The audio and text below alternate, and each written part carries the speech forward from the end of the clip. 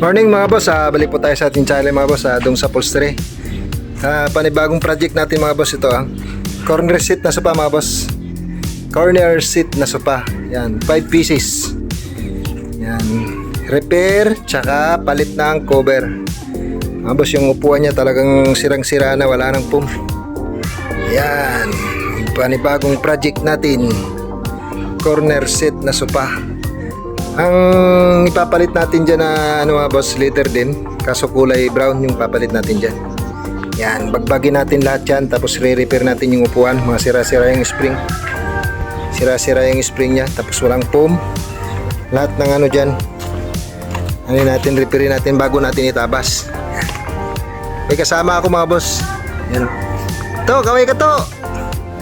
Yan, pamangkin ko yan, Toto Erne. Yan ang kasama ko sa ating project mga boss ngayong araw. Okay, sige mga boss, sa pagbagay na namin yan, siyang katulong ko, alalay. Maraming na kasi ito mga boss, kaya kailangan natin kailangan natin ng rescue. Kailangan natin ng reinforcement. Yan mga boss. Sana mapatapos yung mga boss yung video na to para malaman nyo kung gaano ka ganda yung kinalabasan ng ating pagre-repair. Sana maganda yung kinalabasan ng ating video tsaka sa ating trabaho. Okay, sige, bagbagin na namin mga boss. Siguro hindi ko na i-detalye lahat yung mga natin mga boss, yung paggawa namin kasi medyo marami na talaga to kung i-detalye natin. Kukuha lang tayo ng mga ilang piraso dyan na para kasi kung isa-isa natin ang dami niyan mga boss. So kukuha lang tayo ng ilang pirasong babagbagin natin dyan. Ipakita natin sa inyo kung paano maggawa ng corner seat na sofa. Okay, sige mga boss, bagbagin na natin. Yan. So magpalit pala tayo ng yung foam niya, yung sa upuan nito, Duratex. So bago ko makalimutan, tapos yung sa sandalan, itong PU7 na dimedya sa loob pa. Tapos maglagay tayo ng fiber fill sa loob. So ito yung yung tela niya, kulay brown. Mamaya pakita natin mga boss. Yun. Tapos kulang yung mga paa niya. Wala na, bagsak na talaga. So yung iba meron. Okay, sige mga boss.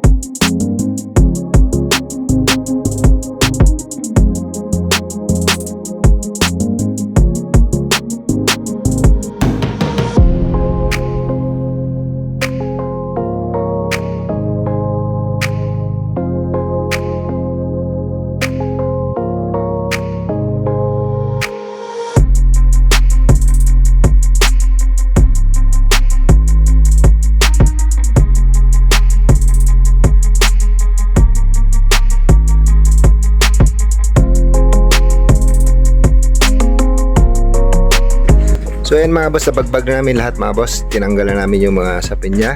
So ito yung mga boss, ang daming sira. Ang dami nating tatanggalin ko pa yung mga spring niya yun. Kasi mga putol yung iba. Tapos ito ang daming putong na spring.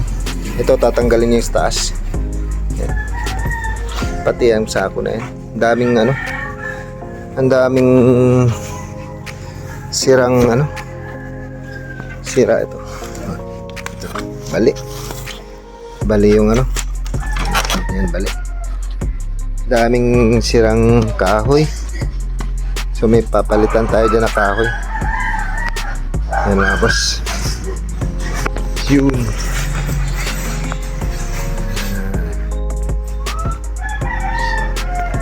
Ang daming sira. So yan, tatanggalin ko pa yan. Yun. Yan, yung arms doon sa gilid, tinanggal namin. Yung arms nito. Yan yung isa. Yan, arms. So yan, so kailangan natin mag-repair ng spring, tsaka yung rubber strap, tsaka yung kahoy. So yun kailangan natin. Okay mga boss.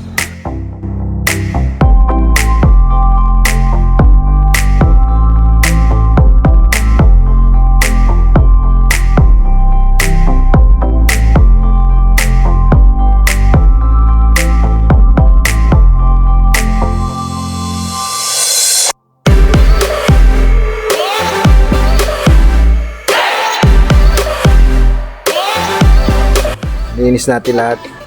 So kagaya ng sinabi ko, yung nag-repair kasi nito, ito pinagpatong-patong ng nilang spring. Ito, yan. Dinugtong lang nila, oh. Hindi man nila itinali, yan, oh. Dinugtong lang. So hindi magandang pagkadali. Ayan, para makita nyo.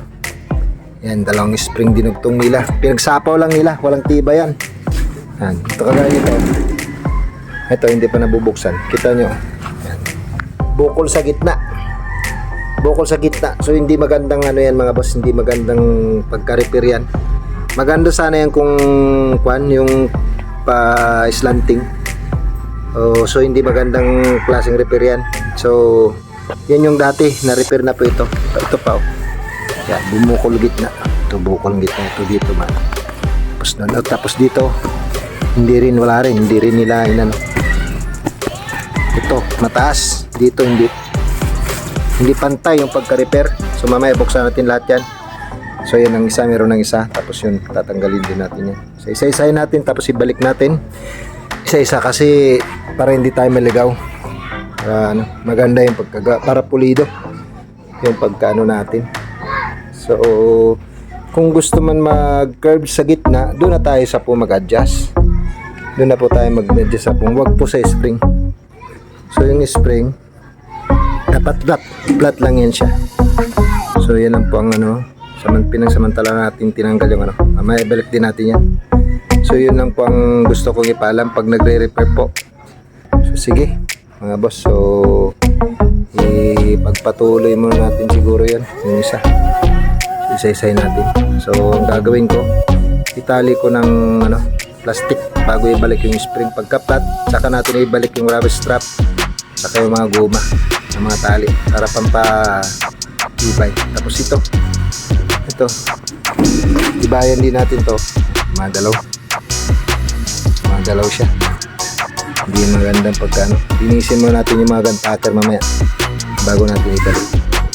So shout out sa nito, huwag kayo mag-alala sir, kahit matagal to mapupulido to. Okay, sige, ayusin muna natin, linisan muna natin bago ibalik para maganda, para komportable tsaka maganda, pulido yung paggagawa natin. At least kahit matagal, pulido. Okay, sige po.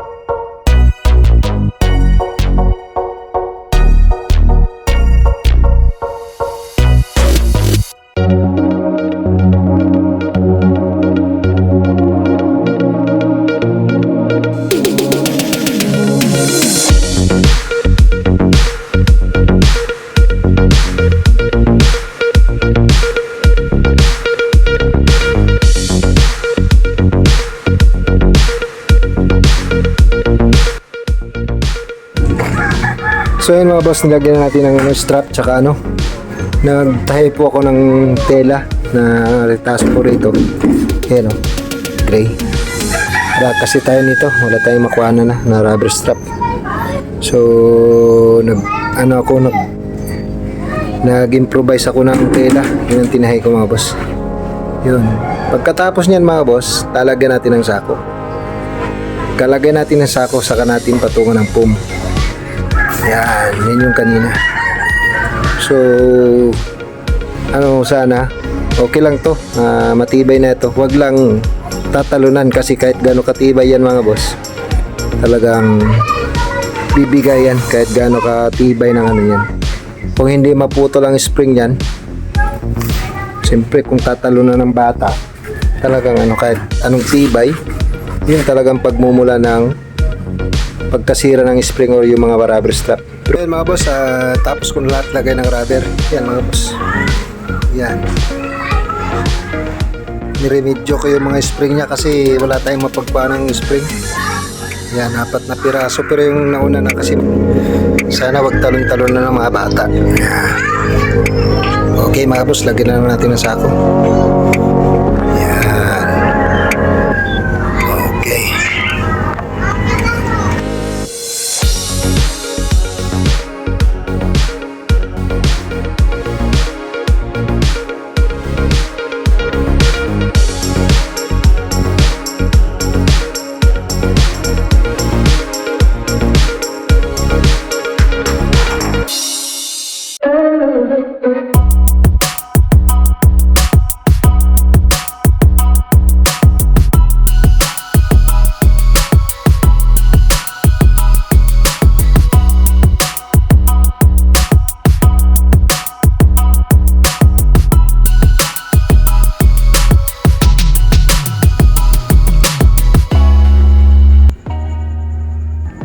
So ayan mga boss, na ano na natin, kompleto na natin. Lagyan na natin ng spring, strap, tsaka sako. Yan. Yun. Bawat isa yan, tag-isang sako yan mga boss. Ang kulang na lang yan, pum. Pum na lang ilalagay natin dyan. Pagkatapos nyan, tatabas na natin. Ayan mga boss. Yun oh. Yun. Yan, okay. So sige, lagyan lang natin ng foam. Tapos bago natin itabas, yan, 5 piraso yan, corner seat yan. Yan dyan yung ano, dyan yung arms, kabilaan. Yan.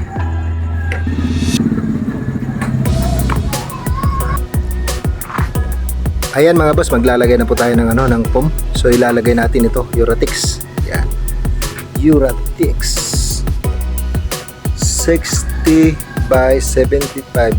So ang kapal niya 2. Tatabas tayo ngayon mga boss. Tabasin natin lahat, saka natin ilagay.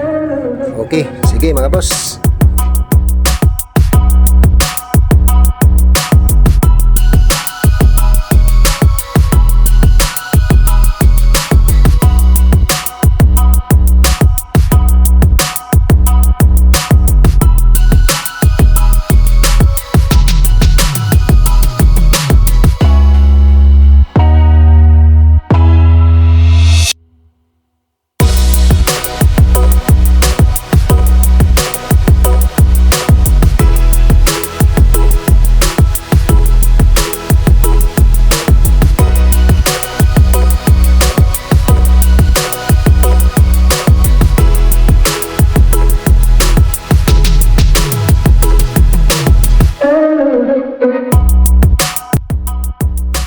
So ayan mga boss, natabas na natin mga boss. Yan. Ito yung dalawa sa dalawang side na may arms. Ito yung dalawa yung foam niya. Kasi tagdadalawa. Tapos ito yung sa maliliit na dalawa. Dalawa rin. Yan. Tapos ito yung sa malaki. Tatabasan pa natin yan. So ito yung ano, retaso. Ito yung ano natin. 3 piraso. So ito yung sasauli natin sa may-ari. Sauli natin sa may-ari yan. Yun. 3 piraso. Okay. Sige. Natin. Ito may kunting ano, kunting pan. Hingin na lang natin sa may-ari yan. Gawin natin yung spans. Yan. Yun. Okay. So ibig sabihin 1 2 3 4 5. Yan, 5 pieces na pan. So yan, yan lang ano. So ang gagawin natin, hindi naman natin lahat na ilagay, ipakita lahat kasi masyado talaga mahaba ang video nito. Mahaba siya dito, mahaba. Maglagay lang tayo ng 2 piraso o isa. Pakita lang natin paglagay ng foam. Ito magtatabas tayo talaga nito. Dito to eh. Yan, sa malaki yan eh. Yan yung center. Malaki ang tabas niyan. So maraming mariritaso pa dyan. Hindi naman pwedeng hindi tayo magkaritaso. Ganyan talaga. Ritaso talaga. So okay, sige. Tabasin na. Ilagay muna natin.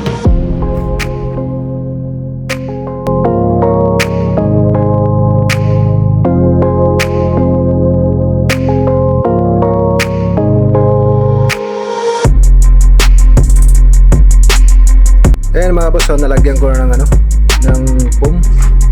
Yan. Nalagyan ko ng foam.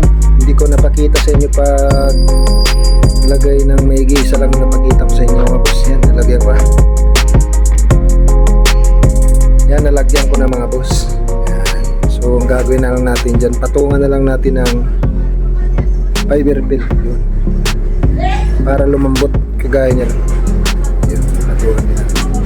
Tapos lalagyan natin ng yellow yung sandalan. Okay, sige.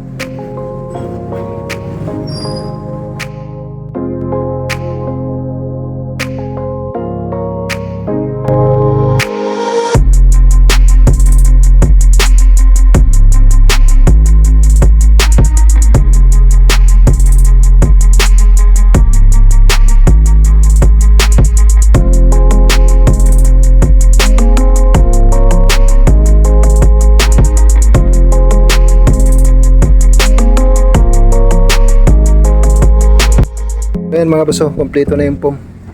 Yan na yung pinaka-kompleto niyang foam lahat. Yung sandalan, lahat yan. Grabe. Grabe ka ano, ka-aksaya sa rugby. Yung mga rugby, yung naano dali lahat. Kasi bumili pa ako ng isa, may dati pa ako dito. So ayan, yung foam no, kukunti ang natira sa tatlo. Sa tatlong piraso yan ang natira. Pero yung kwan, medyo marami pa. Pero gagamitin pa natin yan dyan sa baba. Yun, yung fiber pin. Gagamit pa tayo ng fiber pin. Okay. Thank you very much. You know. Maraming salamat po sa inyo. Yan. Thank you. Yan na lahat. Yan. Okay. Sige. Ano na natin yung ano, tela. Magtatapos na po tayo.